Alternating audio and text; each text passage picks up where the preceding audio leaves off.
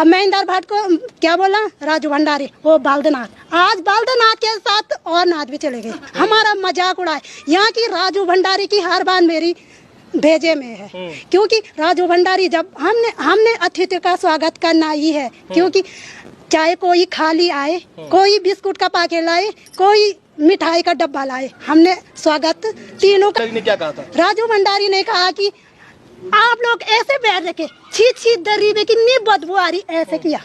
में हम हैं और रुद्रनाथ ट्रैक को लेकर रुद्रनाथ में जो बसे हुए हक हकूक की जो लड़ाई है वो अब तक अभी जारी यहाँ पर चल रही है। आपके पीछे देख सकते हैं महिलाएं यहाँ पर बैठी हुई हैं और क्या कारण है, क्योंकि रुद्रनाथ की जो लड़ाई है देहरादून के फॉरेस्ट के जो मुख्यालय है वहां तक पहुंची थी, पर अब तक ना तो उस पर कोई कार्रवाई की गई है। ये जरूर है कि आश्वासन दे दिया गया था कि इनके जो हक हकूक हैं उन पर डाका नहीं डाला जाएगा। यहाँ पर नवल खली जी भी हैं जिन्होंने निर्दलीय के रूप में ताल ठोकी है बद्रीनाथ उपचुनाव में। नवल जी, फॉरेस्ट के वन विभाग के हम ऑफिस भी गए थे, वहां पर अधिकारियों से मिले थे, तो उन्होंने एक जरूर आश्वासन दिया था कि उनके हक हकूकों पर कोई डाका नहीं डाला जाएगा। अभी भी लगातार आक्रोशित है, महिलाएं यहाँ बैठी हुई हैं, क्या कहेंगे इसको लेकर? दरअसल उत्तराखंड के पहाड़ों के बारे में अगर हम बातचीत करें तो हमारे जो जल जंगल जमीन जो हमारी लड़ाइयां हैं, लगातार हमारी यही तो लड़ाई है। हमारे जो मातृशक्ति यहाँ बैठी है वो इसी वजह से बैठी है क्योंकि ये भारतीय जनता पार्टी और कांग्रेस के जो नेता हैं, इन्होंने जो छलने का काम किया है जनता को, आज तक इतने लंबे समय तक आंदोलन चलता रहा, कभी एक नेता इनके पास पूछने नहीं आया कि वास्तव में इनकी क्या पीड़ा है। इन नेताओं को इनसे कोई सरोकार नहीं है, उनको इनसे सिर्फ वोट चाहिए, उनके लिए ये वोट बैंक हैं, इसके अलावा कुछ भी नहीं है अमित जी। और दूसरी बड़ी बात, जो ये गांव इस पूरे तपस्थली रुद्रनाथ की क्षेत्र में बसा हुआ है, मैं तो ये कह रहा हूं नीति ऐसी बननी चाहिए कि यहाँ हर परिवार से जो है एक व्यक्ति को नौकरी रोजगार मिलना चाहिए। हर यहाँ की जो माताएं बहनें उस रोजगार से जुड़ी होनी चाहिए।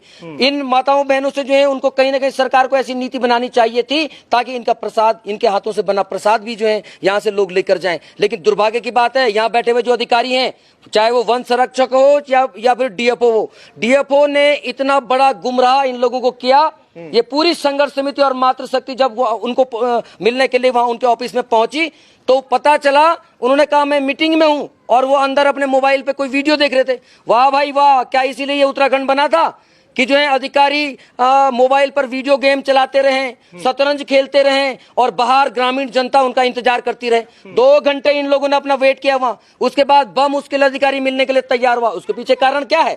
हमारे नेताओं की ये जेब भर रहे हैं, उनके जेबों में कमीशन डाल रहे हैं और उसके बाद जो है हमारी जनता को बेवकूफ बनाया जा रहा है। इसीलिए जो है ये मातृशक्ति आज यहाँ खड़ी है क्योंकि वो अब करारा जवाब देने के लिए खड़ी है। भारतीय जनता पार्टी और कांग्रेस के दोनों दलों के जो नेता हैं जिन्होंने आज तक छलावा किया है, इसीलिए ये लोग यहाँ बैठने के लिए मजबूर हैं।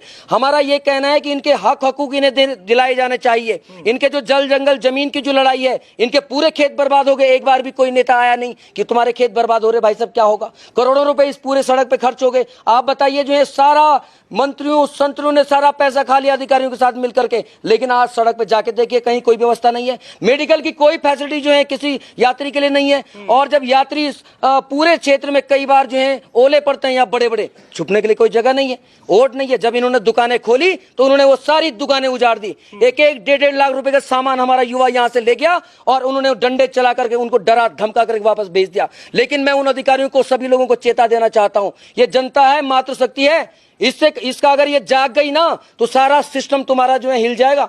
इसीलिए मैं कहता हूं कि हमारी मातृशक्ति अगर साथ है तो इनका जो पूरा तंत्र है जो चल रहा है, जो एक गठजोड़ जो इनका चल रहा है, उसको कहीं ना कहीं हमें जो है खत्म करना होगा। और मातृशक्ति अब जाग चुकी है और हमें अपने जो हक हकूक है, हमारे जल जंगल जमीन की जो हमारी लड़ाई है, हमारी युवाओं के रोजगार की लड़ाई है, उसको भी हम लेकर रहेंगे। दूसरा, वन विभाग के यहाँ कर्मचारी जो हैं गांव के प्रतीक्षालय में बैठ के पर्ची काट रहे हैं 200-200 रुपए की। भाई साहब क्या वसूली हो रही तुम्हारे यहाँ यार? क्या सुविधा दे रहे हो तुम लोगों को वहां जंगलों में? कुछ नहीं। 200-200 रुपए की अगर पर्ची काट रहे हो तो बताना पड़ेगा कि ये 200-200 रुपए किस चीज में आपके खर्च हो रहे हैं। आपको बताना पड़ेगा कि क्या यहाँ मेडिकल कोई सुविधा आप दे रहे हैं। आपको बताना पड़ेगा कि ये 200 रुपए किस चीज के लिए जा रहे हैं। और दूसरा, ग्रामीणों के प्रतीक्षालय पर आप कैसे भाई यहाँ पर्ची काट रहे हैं दिन भर? हमारी जो मातृशक्ति है उसको आने जाने में परेशानी हो रही है। आप प्रतीक्षालय में बैठे हैं, यात्रियों की भीड़ लगी हुई है और आप पर्ची काटते जा रहे हैं। आपके लिए वो सिर्फ व्यापार है। हमारी माताएं बहनें जो कि तमाम इस पूरे क्षेत्र में रहती हैं, उनको भाई उनका भी सम्मान होना चाहिए। तो बहुत सारे ऐसे मुद्दे हैं अमित जी, जो कि जो है ग्रामीण अब जो मातृशक्ति है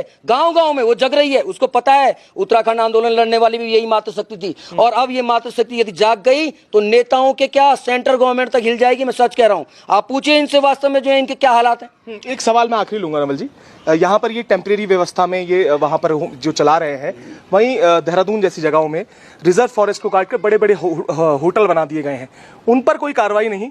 इन लोगों पर अतिक्रमण के नाम पर, क्योंकि जब हम लोग वहाँ पर गए थे तो जो अधिकारी थे उनका कहना यह था कि इसका कमर्शलाइजेशन हो गया है। इन्होंने वहां पर दुकानें इतनी खोल दी हैं, जो पहले के हक हकूक है उससे ज्यादा यहाँ पर जो लोग आ गए हैं उन्होंने बहुत सारी दुकानें खोल दी हैं। तो क्या वो बड़े 5 स्टार होटल्स इन नेताओं को और इन अधिकारियों को नहीं दिखते? ये टेम्परेरी पटालों के जो मकान वहां पर बने वो दिखते हैं? इस पर बिल्कुल, यही तो धन्ना सेठों की ये सरकार है। ये लोग, इन लोगों को किसी की पीड़ा से कोई मतलब नहीं है। किसी भी नेता को, भारतीय जनता पार्टी हो चाहे कांग्रेस हो, इनको किसी से कोई पीड़ा नहीं है। इनको अपना पेट भरना है, इनको जो है कमीशन लेना है। रिजर्व फॉरेस्ट में क्या, केदारनाथ के भीतर तमाम सेंचुरी एरिया में ये हेलीकॉप्टर दौड़ रहे हैं, तमाम होटल्स बन रहे हैं। रामनगर जैसे क्षेत्र में कॉर्बेट नेशनल पार्क के भीतर देखिए कितना अवैध अतिक्रमण हो रहा है। जगह जगह अवैध अतिक्रमण हो रहा है, लेकिन इनको नहीं दिखाई देता। क्यों? ये इनको मोटा पैसा देते हैं, अपनी जेब भरते हैं। उनको इनका जो है एक छोटा सा जो है एक खोखा, चाय पानी का खोखा लगाया हुआ दिखता है, अतिक्रमण हो गया साहब। मैं कहना चाहता हूं डीएफओ से भी, जो डीएफओ इस पूरे क्षेत्र के केदारनाथ वन प्रभाग के, वो जो है अपना चंदन का पेड़ नहीं बचा पाए। जिस आवासीय भवन में वो रहते थे उसके बाहर जो है चंदन का पेड़ था, चोर चंदन का पेड़ ले गए और डीएफओ सोता रहा। ये पूरा सिस्टम है। इनको, इनका क्या काम है? इनका काम है गरीब और भोली वाली जनता को जो है डराना, धमकाना, उनके हक हकूक पर डाका डालना, यही इनका काम है। लेकिन इनको मैं चेताना चाहता हूं और चेतावनी भी देना चाहता हूं, मातृशक्ति यदि साथ रही ना, तुम्हारा सब बोरिया बिस्तर यहां से बांध दिया जाएगा अगर हमारे हक हकूकों के साथ कोई भी खिलवाड़ हुआ तो। अब माताओं का क्या कहना है, सीधे उनसे जान लेते हैं। पीड़ा सुनिएगा, और ये बड़ी बात है, केदारनाथ हो, रामनगर हो या ऐसी जगहें हो, वहां पर ये हालात हैं, पर इनकी पीड़ा आप सुनिएगा। माता जी क्या कहेंगी कि आपके सारी दुकानें वहां पर थी वो उजाड़ दी गई, क्या कहना था अधिकारियों का? क्या कहना है आप? अधिकारी को हम कहना चाहते हैं कि जैसे कि स्वास्थ्य कार्ड, आधार कार्ड, आधार हमारा क्या है, रोजगार। ठीक है। स्वास्थ्य कार्ड क्या है, हमारा जंगल। हमको चाहिए जंगल भी और रोजगार भी। अब हमारे गांव के नई नई दुकान खोली, छोटे बच्चे हैं अभी, और वन विभाग वालों ने उनके साथ मारपीट किया, पता नहीं कितने लाखों का सामान ले गए, ऊपर नीचे, कुछ दिन ऊपर गए, कुछ दिन नीचे, ऊपर नीचे करते रहे। हम नीचे गए ऑफिस में, 3 या भाई साहब तो बोले 2 घंटे, हमने कितनी समय 3 या 4 घंटे हमने वहाँ रहे। हाँ रहे वहाँ। अभी होगी वहाँ, डीएफओ ने कहा कि यहाँ बैठक चल रही, थोड़ी देर आप बाहर रहो। पहले तो उन्होंने कहा कि इतनी भीड़ लगाने की क्या जरूरत है, क्योंकि हमको पीड़ा थी, हमने जाना ही था।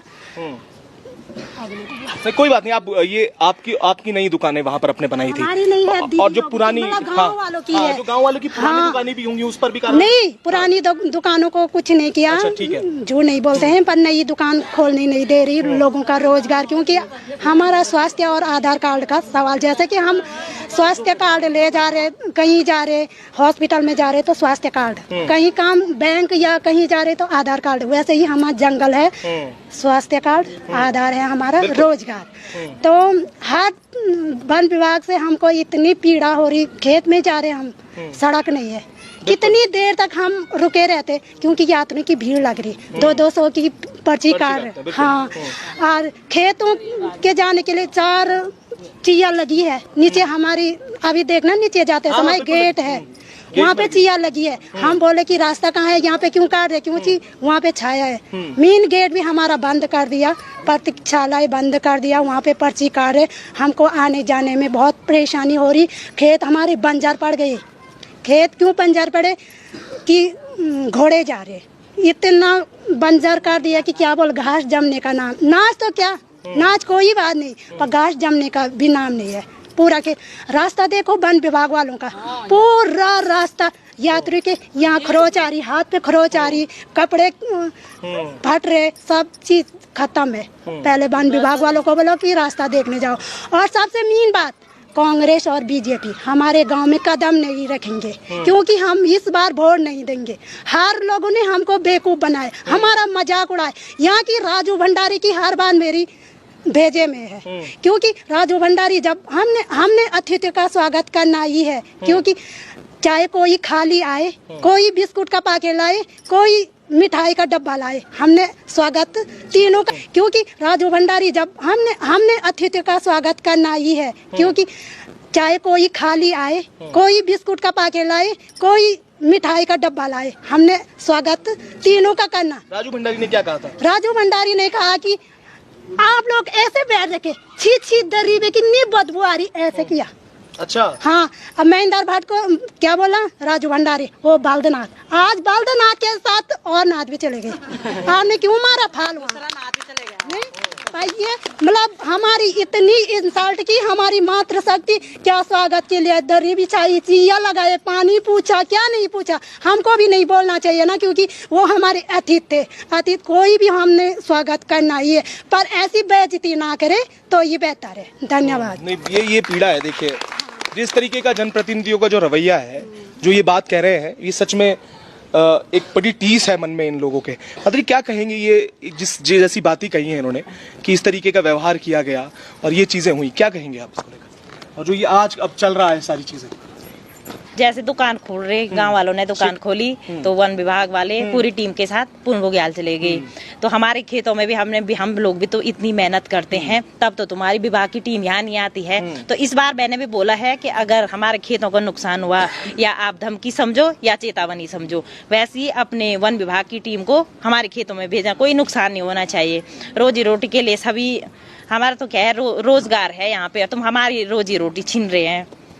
बिल्कुल। देखिए ये पीड़ा है, और ये पीड़ा सच में ऐसा लगता है जो जनप्रतिनिधियों का जो रवैया है और जो पीड़ा उन्होंने बताई है। अब ये देखना है कि 5 स्टार जो होटल्स बने हुए हैं रिजर्व फॉरेस्ट के अंदर, जो बात की गई है, उन पर किस तरीके की कार्रवाई होती है, और यहाँ पर जो पटाल के और टेम्परेरी व्यवस्थाओं में दुकान खोलने का प्रयास है, जो रोजगार है, जो हक हुकूक पे डाका डाला जा रहा है, उसके प्रति इस तरीके का रवैया आखिर कब तक चलता रहेगा? हम भी, इनकी लंबी लड़ाई हो चुकी है, और आज भी जो फॉरेस्ट वर्सेस जो आम जनता यहाँ की है, जो कई वर्षों से यहाँ पर काबिज हैं, उन पे सीधे तौर पर ये एक टीस भी है और एक इनका दुख भी इन्होंने आज बताया। हम भी इस पूरे प्रकरण पर नजर बनाए हुए हैं। तब तक के लिए आप भी जुड़े रहिएगा और देखते रहिएगा उत्तराखंड हलचल।